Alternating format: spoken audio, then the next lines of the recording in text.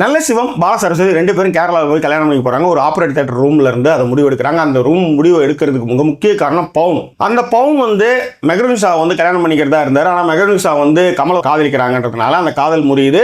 So இந்த துக்கத்தை வந்து மறைக்கிறதுக்காக கமல் கூட வந்து நானும் வந்து கேரளா வரேன்றாரு பவுன். ஸோ பவுன் வந்து கூட்டுக்கிட்டு பஸ்ஸில் போகிறாரு. பஸ்ஸில் போகிறப்ப தான் அந்த பஸ் வந்து ஆக்சிடென்ட் ஆகுது. நல்லா கேட்டுக்காங்க, பவுன் மட்டும் வரலன்னா ஒரு ஆக்சிடென்ட் நடந்ததுக்கு அப்புறம் கமல் வந்து அவராது உயிரோடு எழுந்து ஒரு தகரத்தை தூக்கி போட்டுட்டு ஒரு குழந்தையும் காப்பாற்றுற அளவுக்கான ஒரு ஸ்டெடினஸில் தான் அவர் இருப்பார். நல்ல வேலையாக அவர் பண்ண ஒரு புண்ணியமேன்னு வச்சுக்காங்களேன், அவர் வந்து பொழைச்சிட்டார்.